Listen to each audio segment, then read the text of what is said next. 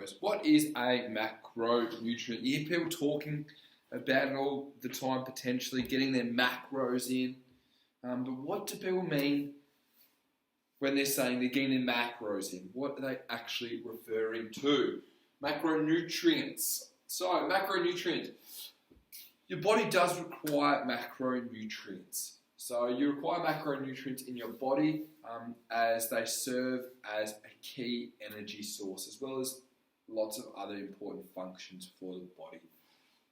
Carbohydrates, fats, and proteins. They are your three macronutrients.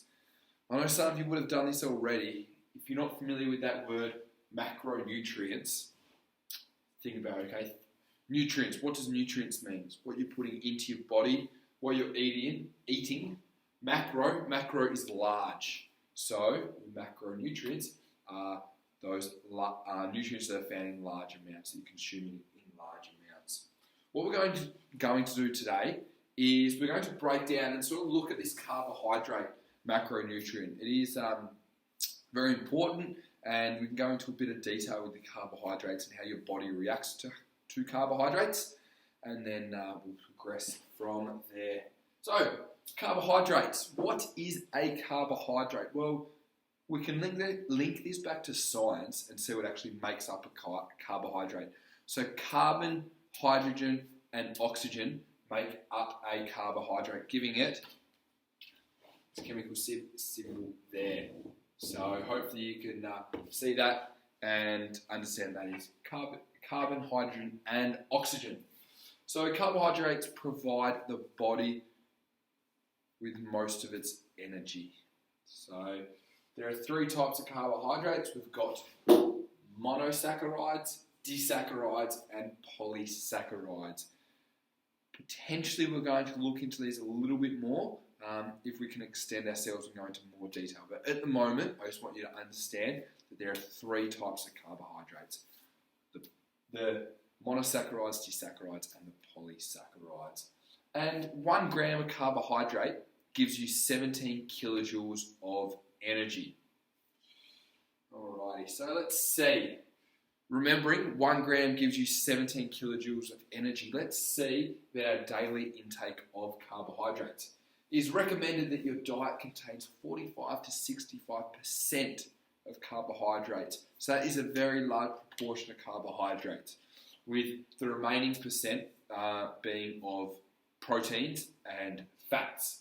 So if we want to consume 45 to 65% of carbs daily, how may that look? Well, if you have a daily energy intake of roughly 8,000 kilojoules, that would mean that 3,600 to 5,200 kilojoules are coming from carbohydrates. So you'll be consuming 225 to 325 grams of carbohydrates.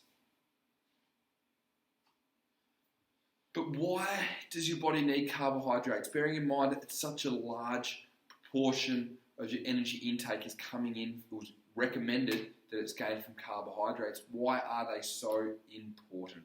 Why isn't fats the 45 to 65% where we should get our energy from? More protein. So, carbohydrates. What your body actually does with carbohydrates is when you consume them, say you're consuming some rice and you're eating your rice, the carbohydrates are stored as glycogen in the liver. So the food goes in, a lot of processes are happening, but in the end, the glycogen is being stored in the liver. And then when your body wants that energy, so that glycogen is released as glucose, and that's released into the blood, and it helps you maintain your blood glucose levels. Now, I'm sure some of you would have heard of glucose before, and so I was starting to link that back to our sugars there as well, and you are spot on with that. So the blood glucose level is affected by the type of carbohydrate we eat. So if you consume white bread, for example, that will affect your blood glucose level differently compared to if you consume some brown rice. It all affects it differently. And this is what we call our Glycemic Index. Now, that's something we're going to look at now because it is very important, and that Glycemic Index relates to how the energy is released from certain foods. Some foods, as you know, give you a hit of energy like that. Other foods give you a nice prolonged and sustained energy release. So, what is Glycemic Index? GI, we refer to it as, is a relative ranking of carbohydrate foods in relation to how they affect the blood glucose levels. As I said earlier, some will rapidly affect blood glucose levels straight away. You'll get a spike in blood glucose levels. Others will be a more prolonged effect. So carbohydrates with a low GI value, that is 55 or less, they're more slowly digested and absorbed and metabolized, and they cause a slower rise in blood glucose levels. So it's not going to be as rapid. They do cause a rise, but it's happening over a prolonged period of time. What does this mean for exercise? Why would we want a slow increase of blood glucose levels? Have a bit of a think about that. If you had a bit of time to think, so we're going to have a look at a nice table here, and we've got nice graphs, and we've got our blood glucose levels and our time along the x-axis there. Now, as you see, our high GI foods, you've got a spike in energy. Bang, awesome, it's pretty quick, it's happening, and then it's coming back down. But our lower GI foods, it's more prolonged and sustained. So say I was going out to run 20 Ks or something like that, then you'd want this long and prolonged energy, so it's more sustained. Say you were going to do a 100-meter sprint, for example, you want to get that energy right there. Bang, those high GI foods are perfect. So with these foods being more slowly digested, blood glucose levels will rise slowly over an extended period of time, giving your body a more prolonged supply of energy. As I said, when you're, say, running long distance, riding long distances, or on a footy match or something like that, where you need that long supply. In a sport setting, low GI foods are important as they'll give your body a more consistent and prolonged energy supply. So you won't just peak and then drop off, you'll be able to keep that consistency. Alrighty, here's a table that did not copy very well at all, did it? That's okay. On my laptop it's fine, on here it is no good. I don't think you can see that, but that's okay. I will post this image in Microsoft Teams for you. You'll find that in Teams under content. These foods here, low GI foods, will give your body a consistent and prolonged release of energy. Consuming foods on this list, which you cannot see, the night before the morning of an endurance event is ideal. So you don't want to have it like a minute before you're about to step on a marathon run. Ideally, you'd have it the night before or at breakfast as well. So it really gives you that long supply. So I'll put this image up so you can see it. Apologies for that. High GI foods. High GI foods are those with a rating of 70 or higher. These foods will rapidly increase your blood glucose levels. They give you that hit of energy very quickly. They're very easily digested. So in your body, it will digest them nice and easy, and it's rapidly absorbed. So why is this important in a sporting context? As we alluded to earlier, that 100-meter sprint where you need that source of energy to bang straight away. You need to step off the mark and go. You don't want to be lethargic in your start. They assist in giving athletes an energy boost during competition as well. So, got the glycogen gels there. You'd notice some runners, for example, have those little gels that they quickly consume during a run. That gives you that burst of energy. High GI foods post-exercise are ideal to help replace glycogen stores that were lost during exercise. So this is why consuming lollies or something like that after a long run is really important, or after a game of netball, game of footy, getting in those lollies or something with a high GI level. Now here is a table with some high GI foods. Hopefully you can see that one a little bit better. It's still not super clear.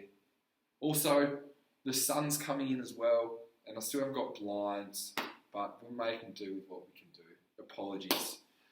These foods here provide an instant spike in blood glucose levels, therefore representing an instant rise in energy levels. So what are the benefits of low GI foods? So low GI carbohydrates improve diabetes control. They reduce the risk of heart disease. They reduce blood cholesterol levels. They reduce that hunger feeling. You know, when you always you always want to snack on food. For example, Maltesers. Oh, I'm hungry. I keep eating them, and I never feel full. I want to keep going back to them. So, if I was to consume a high GI food, hopefully, get rid of these bad boys. They help to keep you fuller for longer. Prolonged physical endurance as well for those longer events. They help you lose and control weight. That can go back to that snacking issue as well. If you're snacking, you're not going to be losing weight, are you? Minimize carbohydrate cravings, snacking again, and energy crashes. If you notice, if you eat lots of lollies or something, for example, you have a big spike of energy, and then you will crash most likely as well.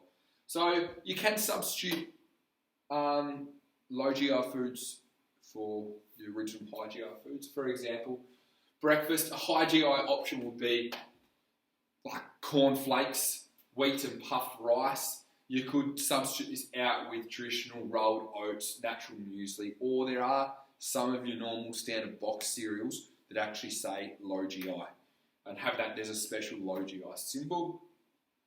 Lunch, instead of having fluffy white bread, you could substitute that for some whole grain, multi-grain. Anything with those grains in it typically is a lower GI, or your wraps as well. And dinner, instead of having nice jasmine rice for dinner, you can have your low GI white rice, brown rice, or there's some other low GI rice options there. There's some other tips to help you have more of a lower GI food intake. So potatoes, for example, changing your potatoes or using sweet potatoes. Go grainy, so incorporate your grains where you can.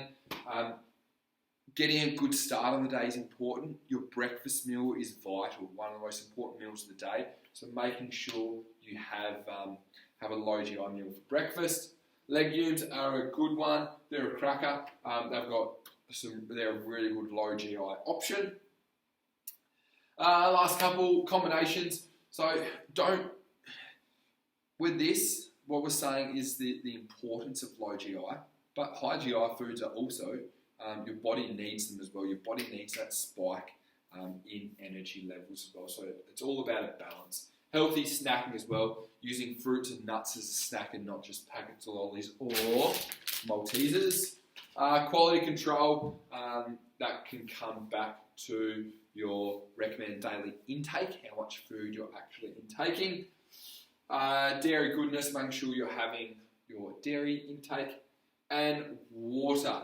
So instead of drinking your nice Red Bulls or whatever you drink water instead.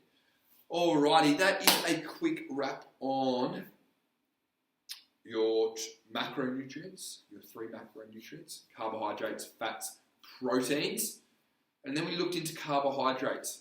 What is a carbohydrate? What's it made up of?